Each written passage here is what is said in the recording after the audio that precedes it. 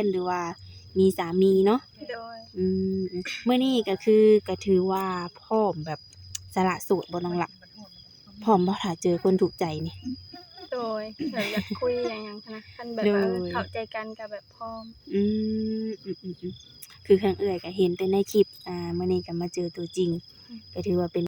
โดยเปิดภาพมามื้อนี้ก็เนาะถือว่าวิวทางหลังก็เป็นต้นไม้ต้นตอกธรรมชาติเลยมื้อนี้สนามรบก็ว่าแม่นโดยน้ำเนาะสบายดีก่อนเด้อน้องหลาเด้อ โดยสบายดี อืมแจ่มใสก่อนอื่นถ้าเอ่ยสิขออนุญาตถามชื่อก่อนน้องหละมีชื่อว่าแนวใดชื่อเบียร์น้องเบียร์โดยอายุจักปี20ปีอายุ20ปีโดยเป็นสาวขึ้นใหม่อีกแล้วเนาะสมัยนะแม่โดยอายุ20ปีคือทางน้องนี่เคยมีครอบครัวบ่บ่เคยอืมเป็นสาวโสดที่ว่ายังบ่เคยผ่านการแต่งงานเนาะโดยแบบผู้บ่าวเคยโอ้ร่มอยู่บ่จ๊ะน้องหละเคยอืเคยคบหาแบบถึงขั้นเป็นชู้เป็นแฟนบ่บ่มีแต่ลมผ่านโทรศัพท์อืลมผ่านๆซื่อโดยๆว่าไงก็ยังบ่เจอคนจริงจังเนาะโดยแบบว่ามาหาแบบไปหามาสู่หั้นยังเนาะยังบ่มีหั้นนะโดยเป็นโสดมานี่แบบโดนบ่จักปีโดนแล้ว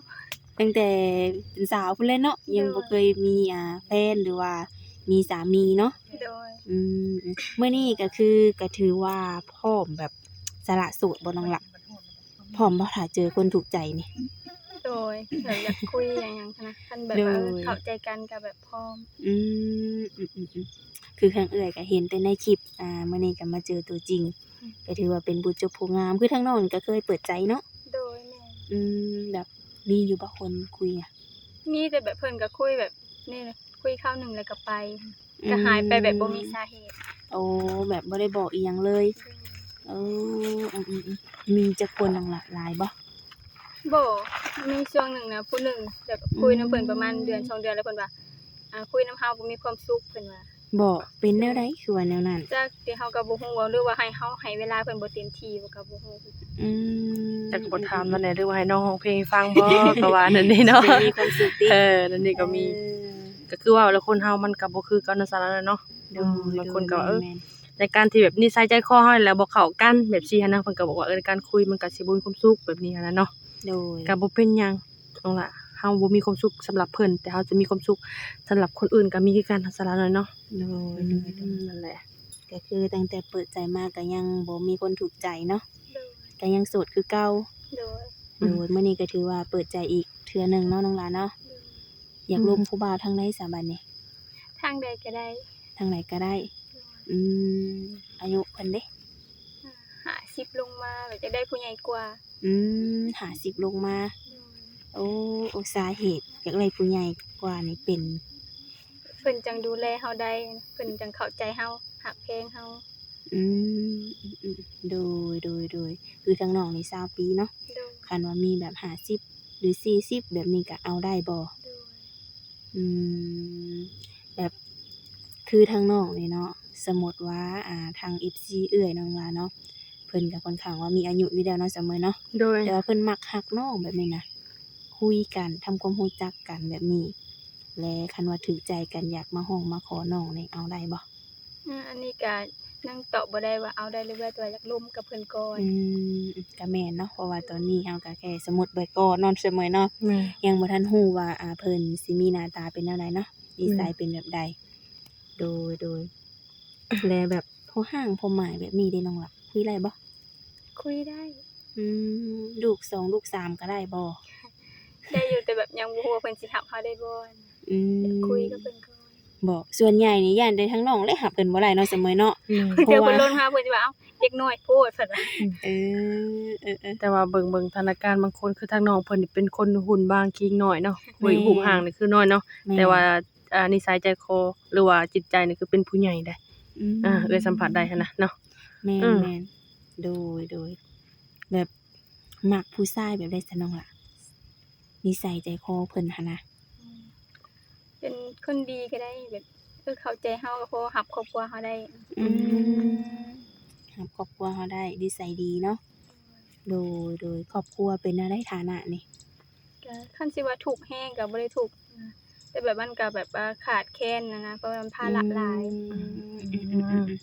คันแบบว่าบ่ถึงขั้นว่าแบบทุกข์ยากแรงขนาดเนาะเพียงแต่ว่าภาระเราหลายข้าวน้ำเด้น้องหละพออยู่พอกินบ่ ซื้อกิน ทุกมื้อนี้หาเงินซื้อข้าว โดยแม่ โดยในครอบครัวมีกันจักคน มี6คน 6คน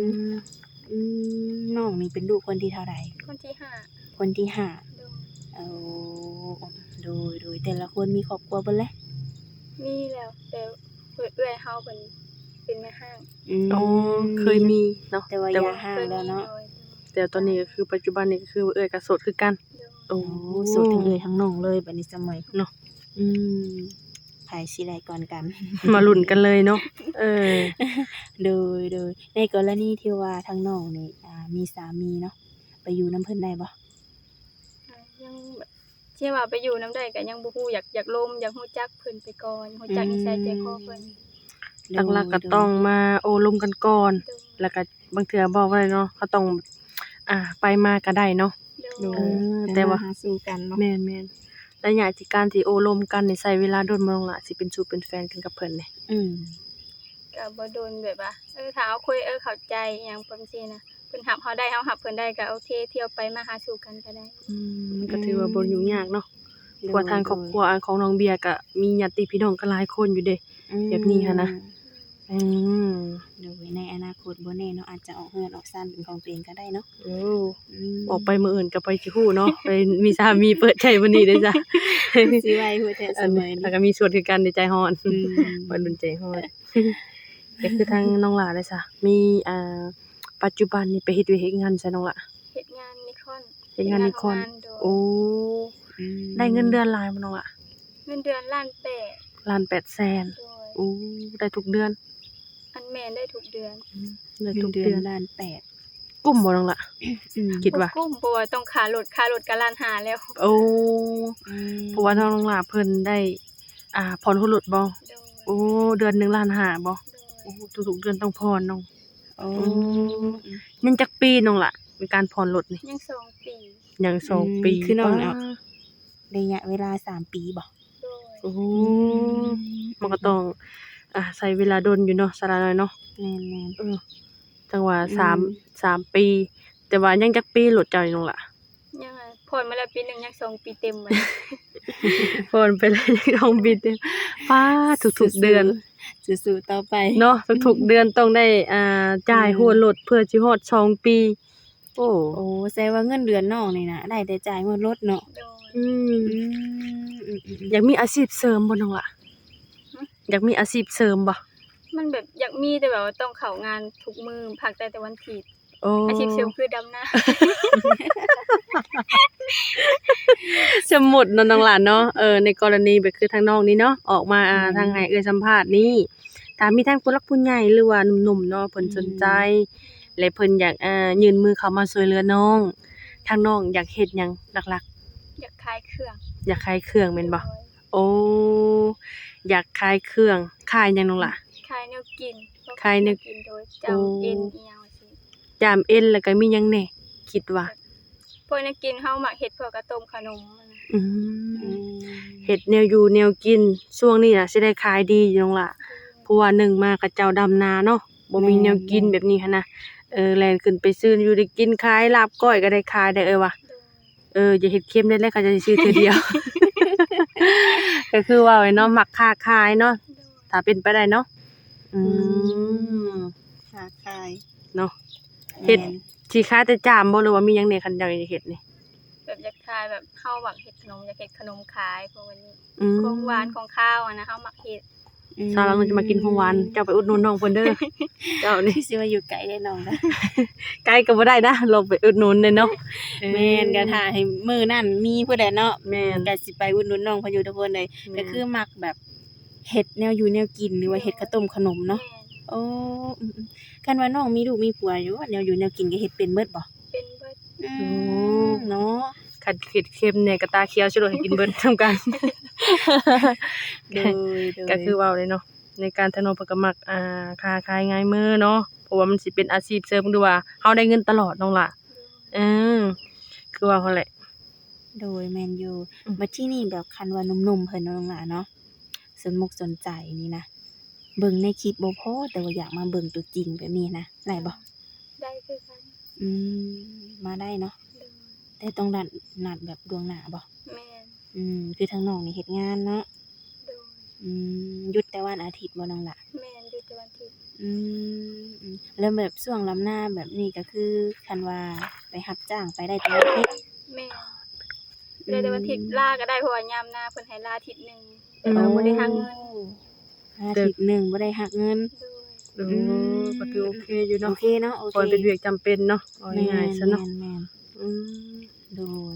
มื้อนี้ก็ถือว่าน้องก็ลาเวียกมาเรียบร้อยแล้ว โดย อืม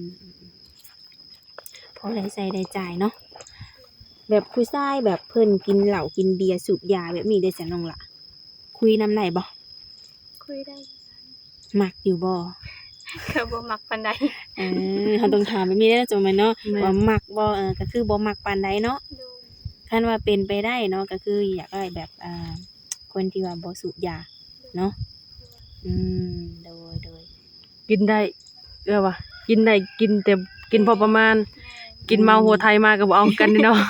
กินทุกมื้อก็ เอ บ่ อ กัน แม่นเพราะว่าช่วงนี้เงินคำกำแก้วก็ถือว่าหายากเนาะเฮาสิกินแบบคือแบบสมัยกี้ก็เป็ดไผบ่ได้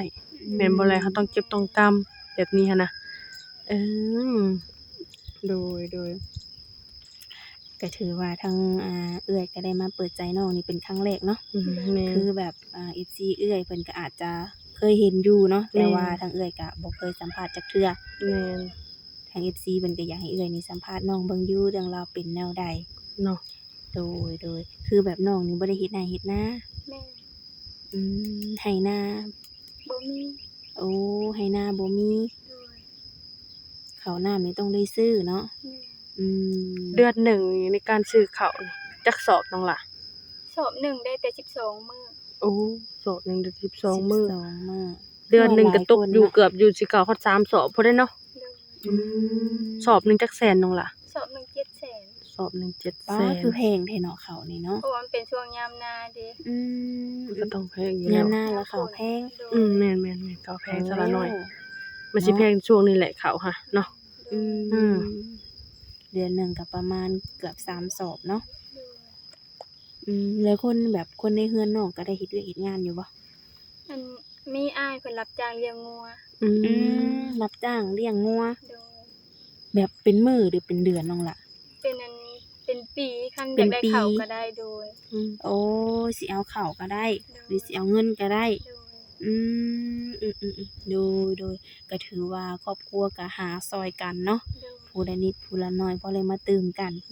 แพงมาได้ น้องนี่แบบหุ่นน้อยแฮงอะดีเนาะน้ำหนักเท่าใดน้องล่ะ 42 42 โดย โอ้คิดว่าบ่ฮอดได้นี่นะฮอดเซยเนาะ โดย นักน้อยนักแน่นได้จ้ะเนาะ เนาะแต่ว่าหุ่นผู้ดีงามเนาะสมัยเนาะ แม่นๆ อืม ๆก็คือว่าหั่นแหละเนาะ มื้อนี้ก็ถือว่ามาลำหน้าไกลเติบเนาะ โดย พี่มาอยู่ป่าอยู่ดงไปแหละทุกคนเลยมื้อนี้นะมาเจอน้องเพิ่นก็เลยว่า ออกมาจากป่าได้เลยนะ